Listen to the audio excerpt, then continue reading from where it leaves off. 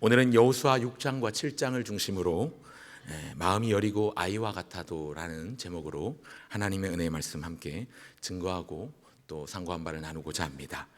우리의 마음이 약해질 때가 있습니다. 작은 일에도 낙심하고 평소엔 별것 아닌 일인데도 유독 심란하고 마음이 얇아지는 때가 있죠. 마치 아기들이 늘 자기 옆에 엄마가 있어 주다가 엄마가 보이지 않으면 불안해하는 것처럼 우리도 불안해한 때가 있는 것 같습니다. 여호수아서를 방금 읽었습니다. 여호수아 1장에 나오는 이스라엘 백성들의 마음 상태가 그랬던 것 같습니다. 광야 여정길 40년 동안 이스라엘을 대표해서 하나님 앞에 나아가고 또 그들의 여정길 가운데 함께 이끌어 주었던 하나님의 종 모세가 죽는 것으로 여호수아 1장이 시작을 하는데요. 모세의 뒤를 이어서 젊은 지도자 여호수아가 세워졌는데 아직 가나안을 정복하지 못한 상태에 있습니다. 모세가 죽고 하나님은 여호수아를 굳게 하셔서 언약궤를 앞세워서 요단강을 건너게 하셨습니다. 하지만 여전히 가나안에는 원주민들이 자리 잡고 살고 있을 뿐만 아니라 이제 요단강을 건너온 이스라엘 백성들을 외부 침략자로 규정을 해서 싸움을 준비하고 있었습니다. 모세를 떠나보낸 이스라엘은 아직 못다 이룬 숙제, 남은 과업들이 있는 것이지요. 가나안을 정복하고 점령하고 차지하는 것입니다. 요단강을 건넌 이스라엘은 여리고성과 아이성을 차례로 공략합니다. 이 내용이 여호수아서 6장과 7장에 이어지는데요. 오늘은 이 6장과 7장을 중심으로 우리의 마음이 여리고 또 아이와 같이 연약해져 있을 때 어떻게 해야 할지 지침으로 삼고자 합니다. 제목이 마음이 여리고 아이와 같아도라고 지었는데요.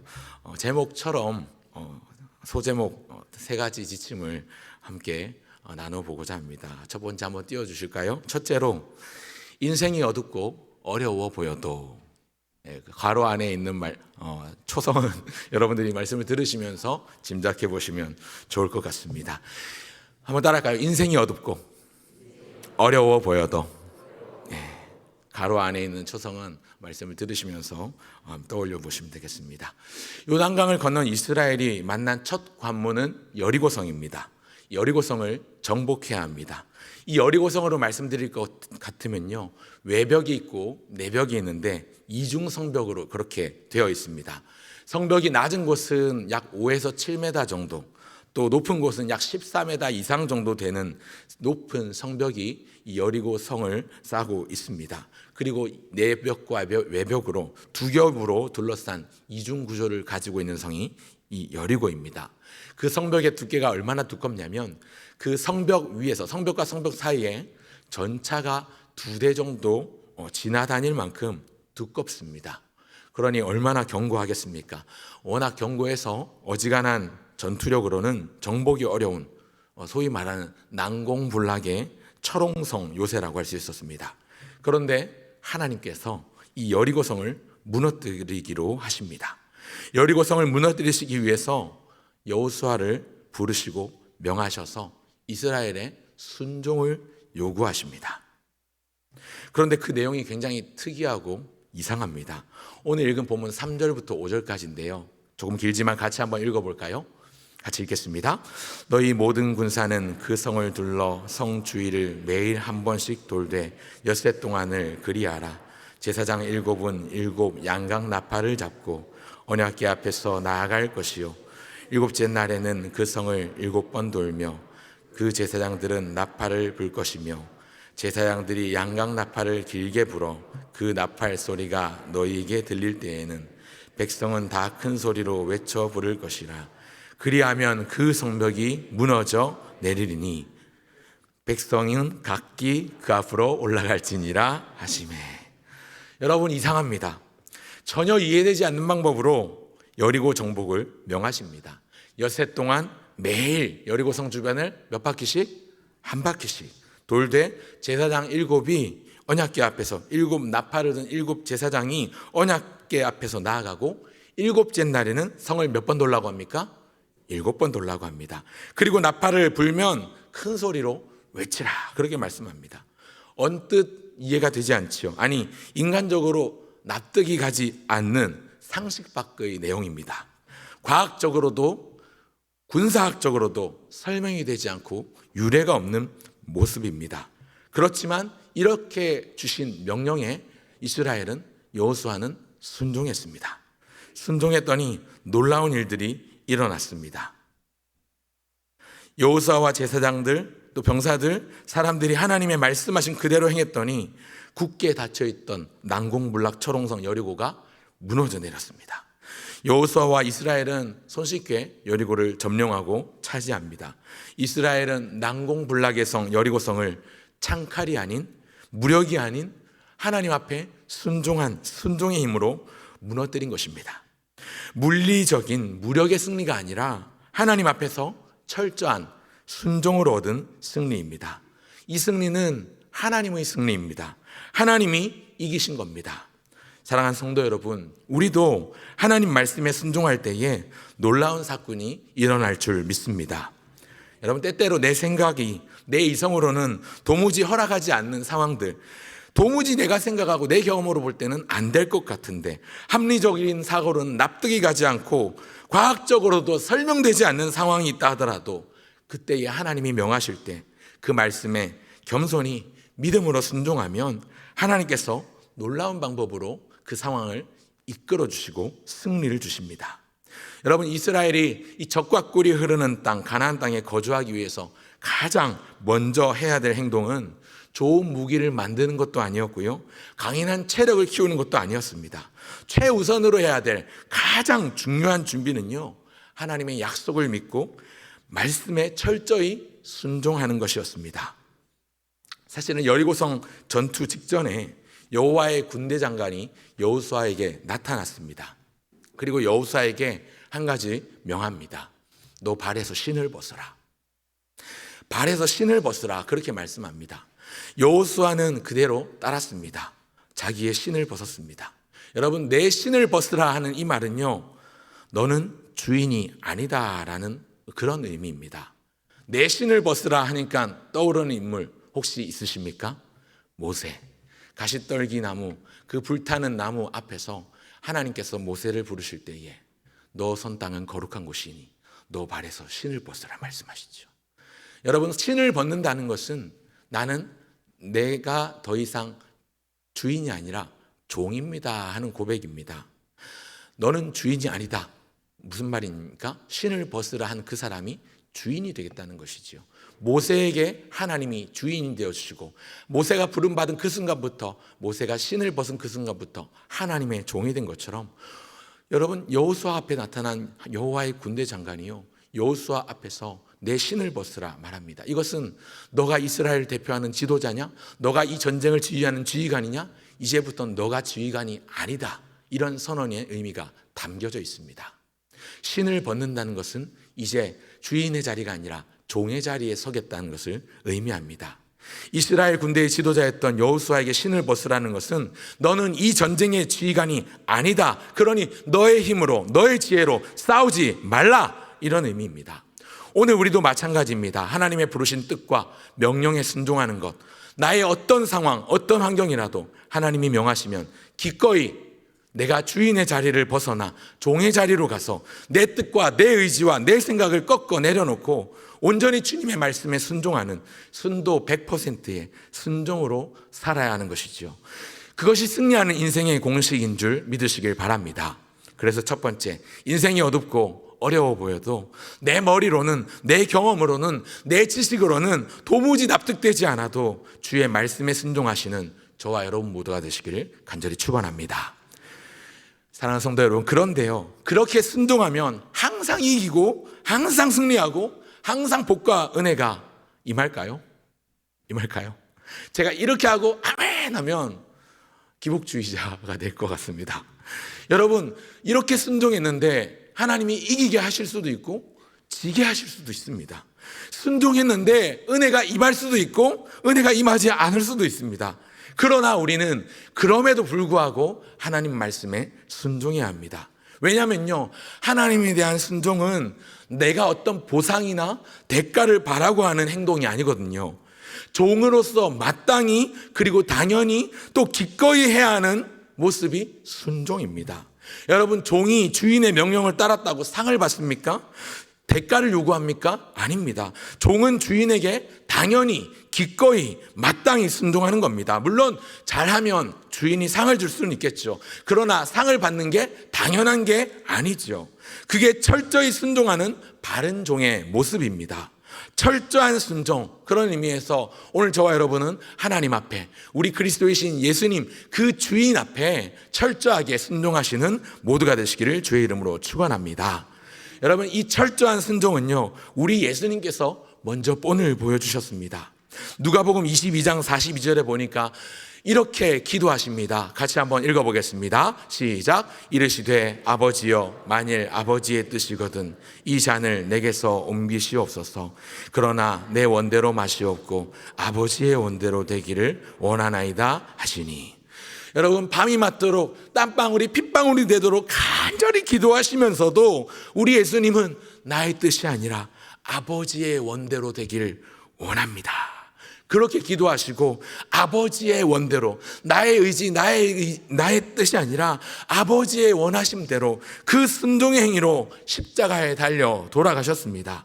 철저하게 순종하신 것이죠. 그리고 그 순종으로 죄와 사망의 권세를 이기시고 다시 살아나셨습니다. 이기시고 승리하셨습니다. 사랑하는 성도 여러분, 우리 이여전도회 회원 여러분, 때때로 우리의 마음이 여리고 아이처럼 불안해서 갈팡질팡 어떻게 해야 될지 모를 때, 그때 하나님의 음성에 귀를 기울여 보시길 바랍니다. 그리고 그 말씀에 순종하시길 바랍니다. 혹여 그 상황이 내가 원하는 대로, 내가 생각했던 대로 인도하지 않으신다 하더라도 말씀을 믿고 순종하는 것이 하나님의 백성이며 하나님의 자녀된 모습, 당연한 도리입니다. 그래서 첫 번째 지침은요, 혹시 초성을 맞춰보셨습니까? 인생이 어둡고 어려워 보여도 말씀을 믿고 순종. 보여주십시오. 한번 따라합시다. 인생이 어둡고 어려워 보여도 말씀을 믿고 순종 하시는 여러분 되시길 바랍니다. 아멘.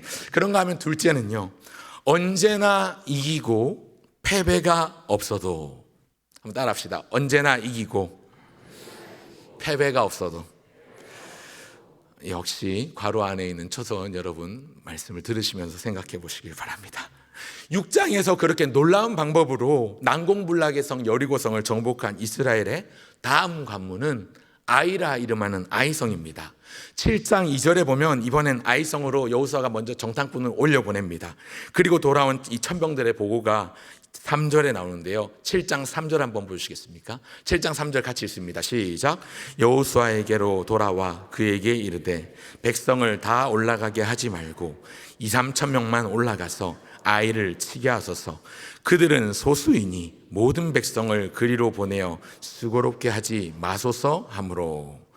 아이성은요, 히브리어긴 하지만 마치 우리말 아이인 것처럼 아이같이 작은 성이었습니다. 그러니까 이 천병들의, 이 정탐꾼들의 보호가요, 거의 너무 작고 왜소한 작은 성입니다.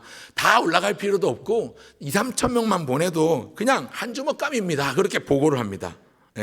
그러니까 정탐꾼의 말을 들은 여호수아가 곧장 올라갑니다. 하지만 결과는 대패하고 도망칩니다. 아이성 점령에 실패합니다. 그리고 단순히 아이성 점령을 실패했을 뿐만 아니라 이스라엘 백성들, 이스라엘 병사들의 사기가 꺾이고 바닥을 치게 됩니다. 7장 5절을 보니까 이런 표현이 나옵니다. 이스라엘 병사의 마음이 녹아서 물같이 된지라. 물같이 된지라. 여러분, 백성의 마음이 녹아서 물같이 된지라. 히브리어로 이 예히 레마임이라는 단어인데요. 레마임은 물처럼. 예히는 3인칭 단수, 남성을 지칭하는. 그러니까 이스라엘 백성들이 전부 다 지금 마음이 물처럼 녹아버린 거예요. 여러분, 성경에 읽다 보면 물같이 녹았다, 간담이 녹았다, 물같이 되었다, 이런 표현이 나오는데요. 극심한 두려움이 찾아올 때 나오는 좌절의 표현입니다. 이스라엘이 방금 전까지만 해도, 좀 전까지만 해도 파죽지세 그 기세로 난공불락의 성 철옹성 여리고를 무너뜨렸는데 그 승리의 기세는 온데간데 없이 아이성에서 크게 패해서 마음이 물과 같이 되었습니다. 원인이 뭘까요? 표면적인 원인과 내면적인 원인이 있습니다. 먼저 1차적으로 표면적인 원인은 지도자 여호수아에게 있는 것 같습니다. 이 지도자 여호수아가 여리고를 점령한 후에 아이성으로 정탐을 먼저 보냈죠. 그리고 돌아온 정탐꾼의 말에 귀를 기울이고 고지곳대로 그 말을 들었습니다. 지도자라면 좀 더 신중했어야 했습니다.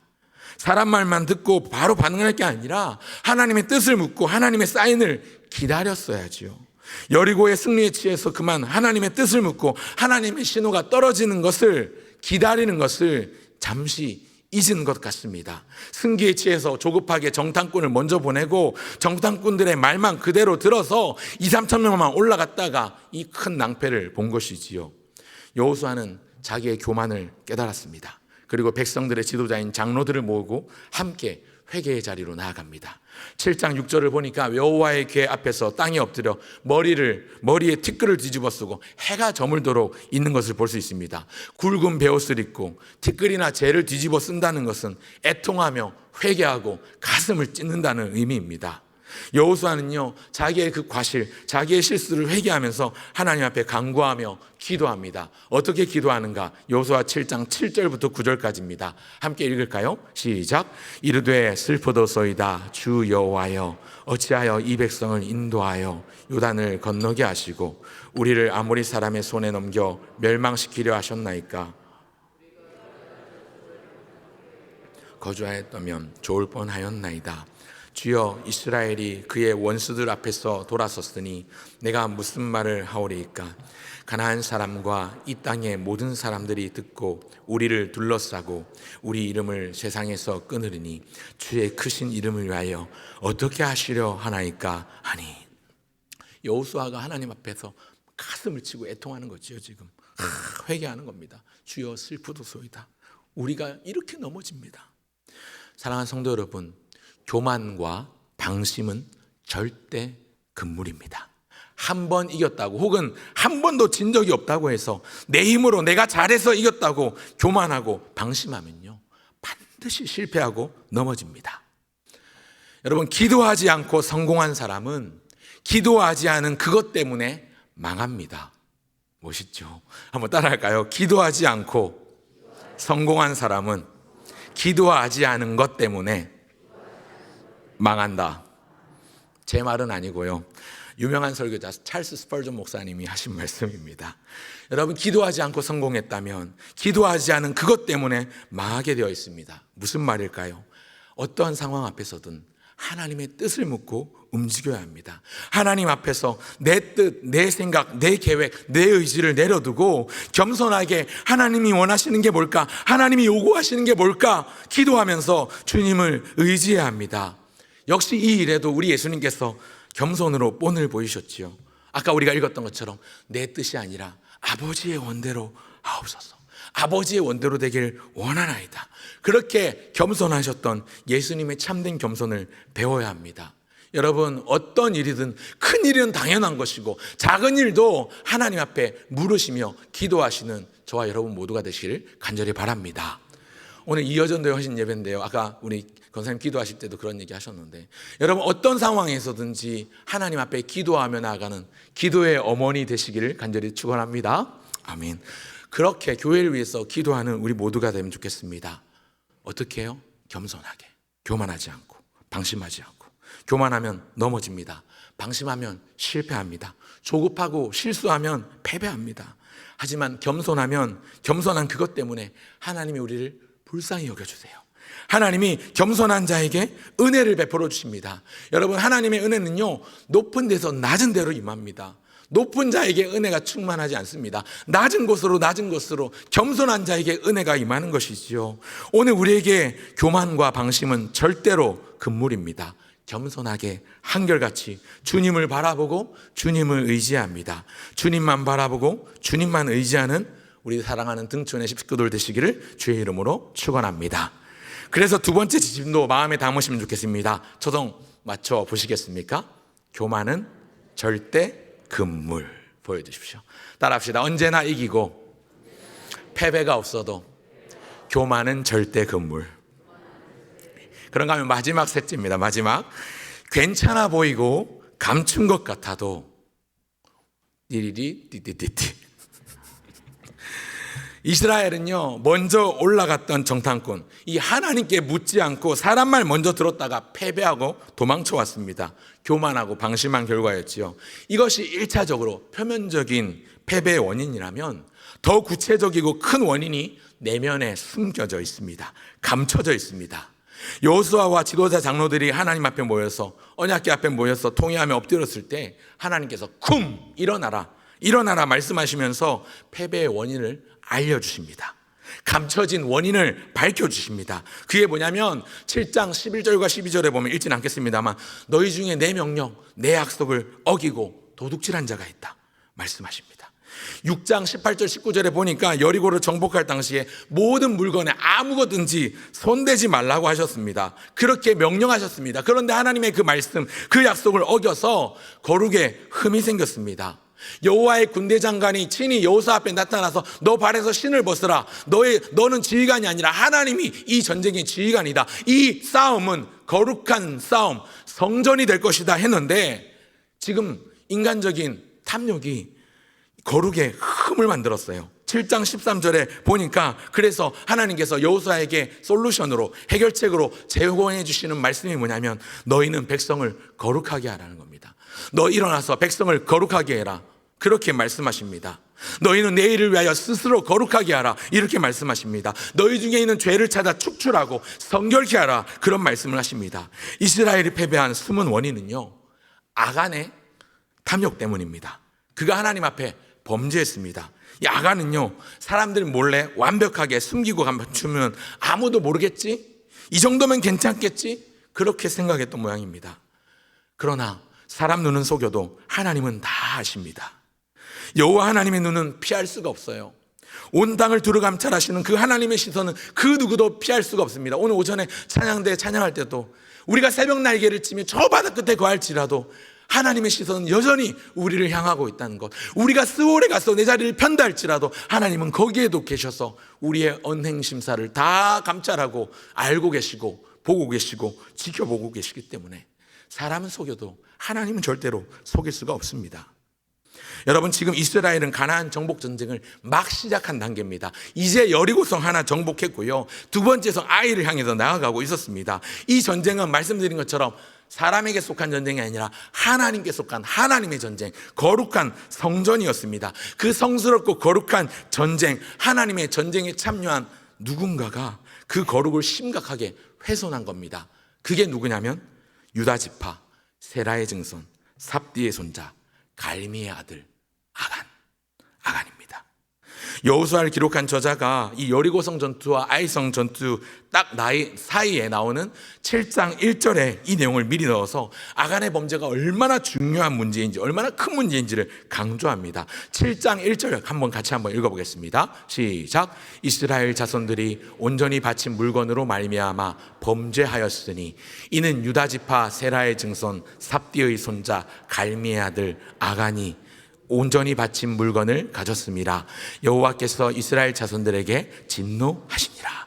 여호와께서 이스라엘 자손에게 진노하시니라. 하나님이 이스라엘 백성에게 지금 화가 단단히 나신 겁니다. 왜 화가 단단히 나셨습니까? 자기 백성 이스라엘에게 화가 나셨습니다.